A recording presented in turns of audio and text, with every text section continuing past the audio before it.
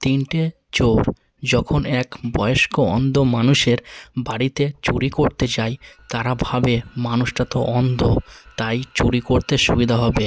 কিন্তু সেই অন্ধ বয়স্ক মানুষটা সাধারণ মানুষ নয়। সেই বাড়িতে তাদের সাথে একের পর এক ঘটনা ঘটতে থাকে। কী ঘটনা ঘটতে থাকে আমরা এই ভিডিওতে জানবো। মুভির শুরুতেই একটা বাড়িতে তিন বন্ধুকে দেখানো হয়েছে, রকি, এলেক্স এবং মানি। তারা পেশায় চোর। এই বাড়িতে এরা চুরি করতে এসেছে। এর আগের বাড়িতে ওরা চুরি করতে গিয়েছিল, কিন্তু ওখানে টাকা পায়নি। আর এই বাড়িতেও সেম, এখানেও টাকা নেই, তবে দামি দামি জিনিসপত্র রয়েছে। ওই জিনিসগুলো নিয়ে ওরা ওখান থেকে বেরিয়ে যায়। গাড়িতে যাওয়ার সময় মানি ওকে বলে ওদের ইচ্ছা ক্যালিফোর্নিয়া সেটেল হওয়া, কিন্তু এলেক্স বলে ক্যালিফোর্নিয়া যেতে চায় না, কারণ এর বাবা থাকে ডেট্রয়েটে। এলেক্সের বাবা সিকিউরিটি ডিপার্টমেন্ট অফিসার। মানি ওই জিনিসগুলো বিক্রি করতে যায়, কিন্তু ঠিকঠাক দাম পায়নি। মানি যেখানে জিনিসগুলো বিক্রি করতে গিয়েছিল সেখান থেকে কিছু ইনফরমেশন আনে। ইনফরমেশনটা হলো একটা অনেকগুলো বাড়ি রয়েছে, কিন্তু সেই বাড়িগুলোতে কেউ থাকে না। কেবলমাত্র একটা বাড়িতে একজন রিটায়ার্ড বয়স্ক অফিসার থাকে। মানি বলে ওই বয়স্ক অফিসারের কাছে অনেকগুলো টাকা রয়েছে। তার কারণ হচ্ছে কিছু বছর আগে বয়স্ক লোকটার মেয়েকে একজন বড়লোকের মেয়ে অ্যাক্সিডেন্ট করে মেরে দিয়েছে। সেটা লুকানোর জন্য ওই বড়লোকের মেয়ের বাবার এই বয়স্ক লোকটাকে অনেকগুলো টাকা দিয়েছে। কিন্তু এলেক্স বলে আমি এই চুরিটা করব না, কারণ এখানে অনেকগুলো টাকার ব্যাপার। যদি ধরা পড়ি তাহলে 10 বছরের জেল। এলেক্স ছাড়া ওরা চুরিটা করতে পারবে না, কারণ ওই বয়স্ক মানুষের বাড়ির সিকিউরিটি এলেক্সের বাবার সিকিউরিটি ডিপার্টমেন্ট দেখাশোনা করে। এটা রকির বাড়ি। কিছু বছর হলো ওদের বাবা ওদেরকে ছেড়ে চলে গেছে। রকির মা তার বয়ফ্রেন্ডের সাথে গোটা দিন থাকে। পরে টিভি থেকে কিছুটি কাজ করে না। তার বোনকে সবসময় খারাপ কাজ করতে বলে। রকির বোনের সার্ভিস করার অনেক ইচ্ছা। রকি বলে আমরা ক্যালিফোর্নিয়া গিয়ে সার্ভিং করব। রকির জন্য এই চুরিটি অনেক গুরুত্বপূর্ণ, কারণ ও তার বোনকে একটা ভালো লাইফ দিতে চায়। রকি এলেক্সকে মেসেজ করে বলে যে এটা আমার লাস্ট চুরি, আমার জন্য করে নাও। আমি আমার বোনকে একটা ভালো লাইফ দিতে চাই। এলেক্স রাজি হয়ে যায়। এখান থেকেই আসল মুভিটা শুরু হচ্ছে। এই জায়গাটার ব্যাপারে আরও ইনফরমেশান জোগাড় করার জন্য 5-6 দিন ধরে ওরা জায়গাটাতে ঘোরাঘুরি করছে। ওরা একদিন এক বয়স্ক লোকটাকে দেখতে পায়। সেদিন ওরা বুঝতে পারে লোকটা চোখে দেখতে পায় না, মানে অন্ধ বয়স্ক। আমি অফিসারটা এক যুদ্ধের সময় কাছে বোমা পড়ে যাওয়ার জন্য চোখ দুটো অন্ধ হয়ে যায়। ঠিক রাত 2টোর সময় ওরা চুরি করার জন্য বেরিয়ে পড়ে। চারদিকটা অন্ধকার, শুধু ওই বয়স্ক মানুষটার বাড়ি একটা বাল্ব জ্বলছে। প্রথমেই ওই কুকুরটাকে ঘুমের ওষুধ দিয়ে ঘুম পাড়িয়ে দেই। এলেক্সের বাবার অফিস থেকে চাবি চুরি করে এনেছিল, কিন্তু চাবি একটাই ছিল, আর ওখানে তালা 4টে লাগানো ছিল। ওরা বাড়ির পিছনে দরজা দিয়ে ঢুকতে চেষ্টা করে, কিন্তু বাড়ির পিছনে 2টো দরজা ছিল, আর সেই দরজাগুলো ভিতর থেকে লক করা ছিল। রকি উপরের দিকে দেখে একটা জানলা রয়েছে, যেটাতে লোহা বা দেওয়া নেই, ঢুকতে পারবে। ওরা ঠিক করলো রকি ভেতরে গিয়ে প্রথমে অ্যালার্ম সিস্টেমটা বন্ধ করবে, তারপর ভেতর থেকে পিছনের দরজাটা খুলবে। রকি জানালার কাঁচ ভেঙে বাড়িতে প্রবেশ করে। রকি প্রথমে অ্যালার্ম সিস্টেমটা বন্ধ করে। দরজা খুলতে গিয়ে একটা টেবিলে ফটো দেখতে পাই। ওই ফটোগুলো হচ্ছে ওই লোকটার মেয়ের ফটো। রকি ভেতর থেকে দরজাটা খুলে বাড়িতে ঢোকার পর প্রথমে ওরা নিজেদের জুতো খুলে দেয়, কারণ জুতোতে আওয়াজ করবে। মানি উপরে যায় ওই বয়স্ক লোকটার রুমে একটা ভিডিও চলছে, আর লোকটা ঘুমিয়ে পড়েছিল। ওই ভিডিওটা হতে পারে ওর মেয়ের। ভিডিওটা মানে যখন ওই বোতল থেকে ঘুমের গ্যাসটা বার করে তখন ওই লোকটা উঠে যায়।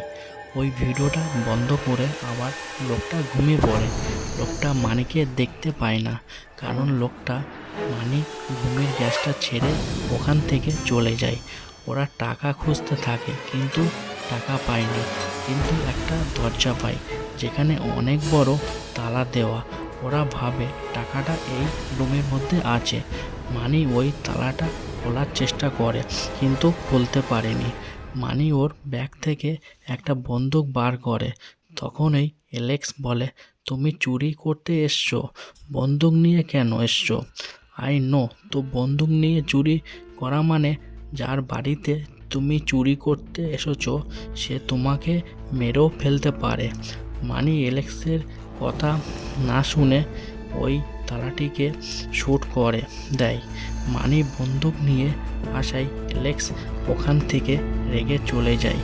ওই বন্দুকের আওয়াজের জন্য বয়স্ক লোকটা এখানে চলে আসে, কিন্তু মানি তো বয়স্ক লোকটা রুমে ঘুমের গ্যাস দিয়ে এসেছিল। মানি ওই লোকটাকে বলে, আমি ঘুরতে ঘুরতে তোমার বাড়ি চলে এসেছিলাম, এখন আমি চলে যাচ্ছি। কিন্তু তখন ওই বয়স্ক লোকটার পায়ে ওই তালার টুকরোটা লাগে। হাত দিয়ে দেখে ওই দরজাটা খোলা। বয়স্ক লোকটা বুঝে যায় এরা চুরি করতে এসেছে। মানি ওই অন্ধ মানুষটির দিকে বন্দুক উঠিয়ে বলে, আমার দিকে আসবে না, হয়তো আমি গুলি করে দেব। অন্ধ লোকটা এক হাতে মানির বন্দুকটা ধরে আর এক হাতে গলা এতটাই জোরে ধরে অন্ধ লোকটা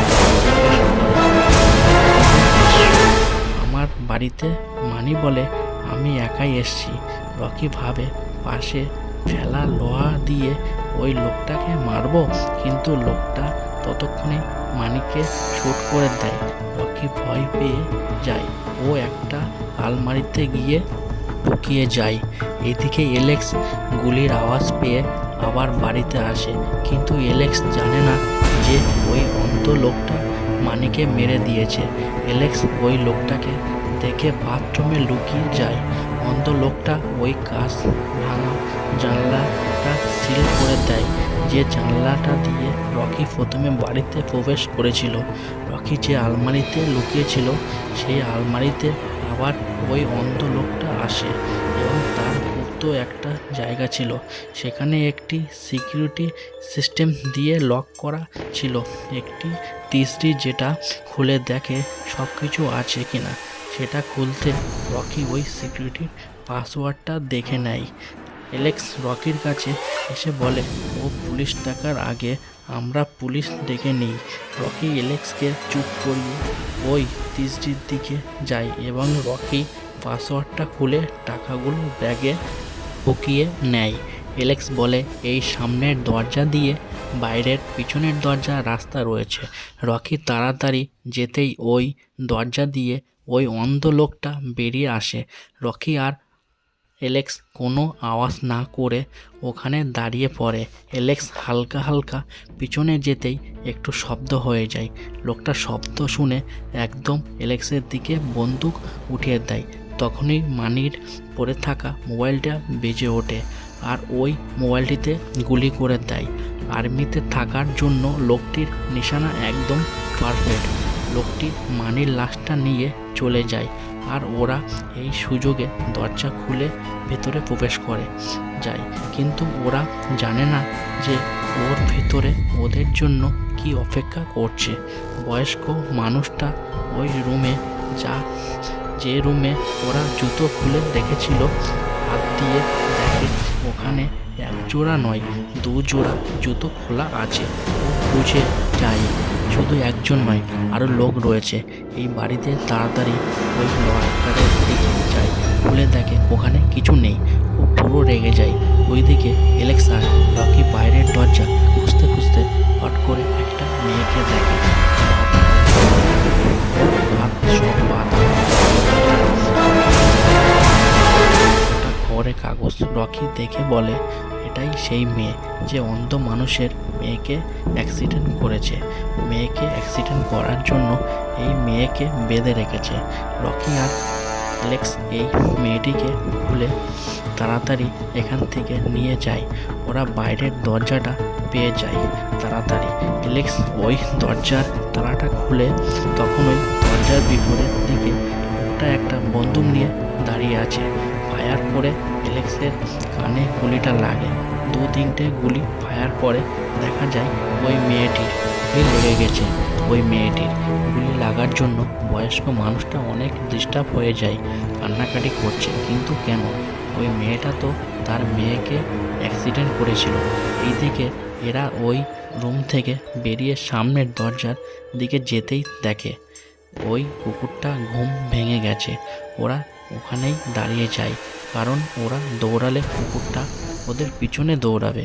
অ্যালেক্সকে বলে, আমি ওখানে দাঁড়িয়ে আছি, তুমি সামনের দরজাটা চাবিটা খোলার চেষ্টা করো। তখন ওই দরজার দিকে ওই লোকটা আসার চেষ্টা করে। ওই দরজার আওয়াজে কুকুরটা অ্যালেক্সের দিকে দৌড়ে আসে।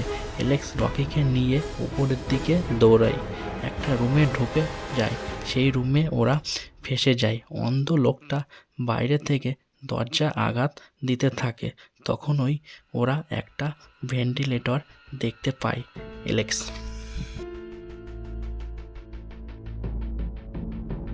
রকিকে যেতে বলে। রকি তাড়াতাড়ি ভেন্টিলেটরে ঢুকে যায়।